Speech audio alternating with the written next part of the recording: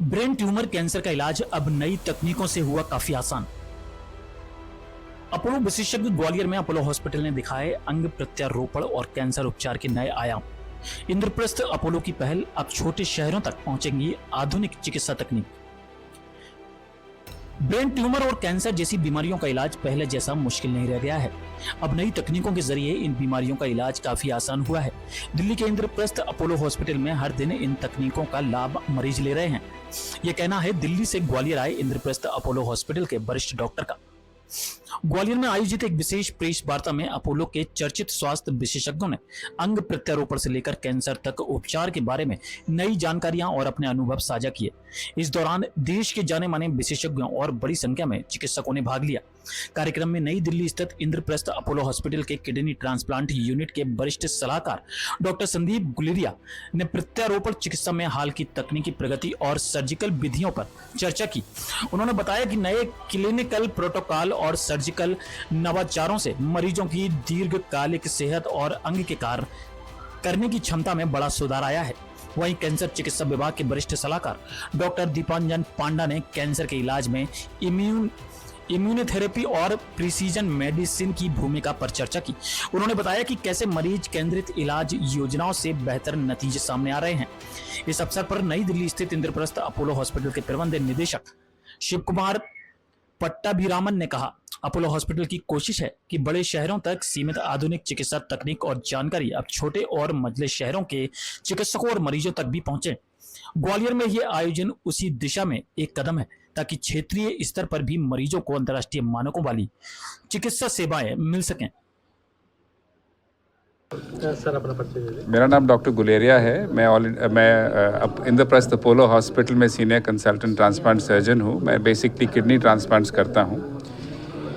Basically हम ये बताना चाहेंगे कि किडनी ट्रांसप्लांट्स में 2-3 चीज़ें बड़ी इंपॉर्टेंट हुई हैं। एक तो ये हुआ है कि जो आजकल जो है ब्लड ग्रुप जो है डोनर का, वो आजकल मैटर नहीं करता। यानी कि अगर डोनर का ब्लड ग्रुप और रिसिपिएंट का ब्लड ग्रुप अलग अलग हो तब भी वो अंग दान कर सकता है और वो अपना अंग किसी भी जिससे वो प्यार करता है दे सकता है। इसको बोलते हैं ABO इनकम्पैटिबल रीनल ट्रांसप्लांटेशन। दूसरा ये है कि हमारे एक्सपीरियंस इतना ज़्यादा हो गया है किडनी ट्रांसप्लांट्स में, स्पेशली अपोलो ग्रुप में, कि रिजल्ट्स आर वेरी गुड और नॉर्मल वी गेट हमारे बहुत सारे पेशेंट्स ऐसे हैं जो लॉन्ग टर्म सर्वाइवल के साथ बहुत अच्छा करते हैं। दवाइयाँ इतनी अच्छी हो गई हैं कि रिजेक्शन का रेट जो पहले 30 या 20% था अब लेस देन 5% हो गया है।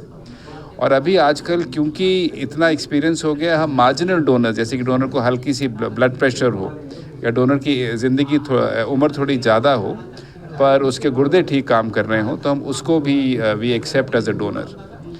तीसरी बात यह है कि अगर आपको डायबिटीज़ है तो आपके लिए बेस्ट ऑप्शन है अगर आपको कैडेवर डोनर कहीं से मिल जाए तो आपका साइमल्टेनियस किडनी पैनक्रियास ट्रांसप्लांट हो जाए।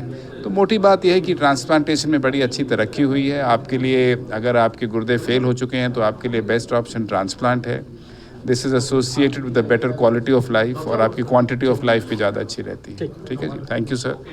सर की नई तकनीक आई है, किस तरह से इलाज होगा और क्या रहेगी पूरी प्रोसेस? कैंसर की इलाज सर्जरी, रेडियोथेरेपी और केमोथेरेपी से होता है। सॉलिड ट्यूमर के लिए surgery still remains the mainstay of treatment and detected early all cancer are curable. Detected early all cancers are curable. Radiation therapy usually surgery के बाद अगर कोई बीमारी रह जाता है उसके लिए इलाज करते हैं।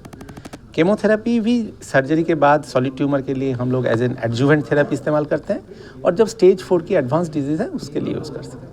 ना केमोथेरेपी में आजकल बहुत सारे बदलाव हुए हैं। कन्वेंशनल केमोथेरेपी के आगे आजकल टारगेटेड थेरेपी आया है जो हमको कैंसर सेल की कोई पर्टिकुलर टारगेट को कर सकते हैं। इम्यून चेक पॉइंट थेरेपी और इम्यून थेरेपी आता है जिसमें हम शरीर के इम्यून सिस्टम को उस कैंसर को डिटेक्ट करने में मदद करते हैं और उसे ख़त्म कर सकते हैं। ये एक बहुत बड़ा बदलाव आया है हमारे ट्रीटमेंट में जिसके लिए नोबेल प्राइज़ तक मिला है लोगों को। आजकल जैसे मैंने बताया जीन एडिटिंग थेरेपी आ रहा है जिसमें बहुत सारे क्रॉनिक डिजीज़ का हम हल निकल सकते हैं जैसे sickle cell anaemia, thalassaemia. And there are also focused radiation therapy, proton therapy आ रहा है। कैसे पहचानेंगे सर इनको, लक्षण क्या है शुरुआती? हम लोग बोलते हैं कि कैंसर की लक्षण में कुछ 7 मेजर साइंस एंड सिम्टम्स बोलते हैं। जैसे मैंने स्टूडेंट्स को बताते हैं, अगर कोई आदमी को क्रॉनिक फीवर है जो कि ख़त्म नहीं हो रहा है, क्रॉनिक वेट लॉस हो रहा है जो कि कोई कारण के बिना ही उसकी वज़न कम हो रहा है, कोई गांठ है जो कि बढ़ रहा है, हाँ, कोई जगह से ब्लीडिंग हो रहा है, कोई नेचुरल ऑरिफिस से मोशन के साथ या यूरिन के साथ ब्लीडिंग हो रहा है, या पेशेंट को कोई तिल या मस्सी जिसको साइज़ में बढ़ रहा है उसको में अल्सर्स आ रहा है, या उसकी आजकल ऐसे जिसको अचानक आदमी को कॉन्स्टिपेशंस हो रहा है या लूज मोशन हो रहा है, ये कुछ लक्षण है जिससे कोई आवाज़ में परिवर्तन आ गया, क्रॉनिक कफ है जो जा नहीं रहा है, खांसी के साथ खून आ रहा है। अब देखिए ये सारे लक्षण ना बिना कैंसर के भी हो सकता है, बट अगर ये लक्षण जा नहीं रहा है या समस्या हो रहा है तो इसीलिए आपको डॉक्टर को दिखाना चाहिए। बहुत सारी सर भ्रांतियाँ भी फैली हुई हैं कैंसर को लेकर, अब ऐसा हो जाएगा कैंसर। बहुत सारे भ्रांतियाँ हैं। सबसे बड़ा भ्रांति तो यही है जो मैं बताता हूँ, एक तो कैंसर छुआछुई की बीमारी नहीं है। कैंसर के मरीज को आपकी सपोर्ट, घर वाले की सपोर्ट और साथ में रहना, ये करना और सपोर्ट देना है, उनको अलग करके रखना नहीं है। खाना पीने से, शेयर करने से, कपड़े या यूटेंसिल्स वगैरह कैंसर नहीं फैलते हैं। हाँ, इलाज करने से कैंसर बिल्कुल क्योर हो जाते हैं अर्ली स्टेज में, और इवन एडवांस स्टेज में भी इलाज के साथ cancer patient can have a most productive fruitful life. हाँ, सब पर्चे दे दें कार्ड, सॉरी। अगर आप देखना चाहते हैं ग्वालियर चंबल अंचल की प्रमुख खबरें मेरे इस अंदाज में, तो अभी हमारे YouTube चैनल को सब्सक्राइब करें और Facebook, Instagram पेज को फॉलो करें, और हमारे चैनल पर अपना विज्ञापन देने या पॉडकास्ट के लिए इस नंबर को अपने मोबाइल फोन में जरूर सेव करें और संपर्क करें 9300760730। इसी के साथ मैं शाहनवाज आप सभी के दिलों की आवाज आपसे विदा लेता हूँ। फिर मुलाकात होगी नई खबरों के साथ इसी अंदाज में। जय हिंद, जय भारत।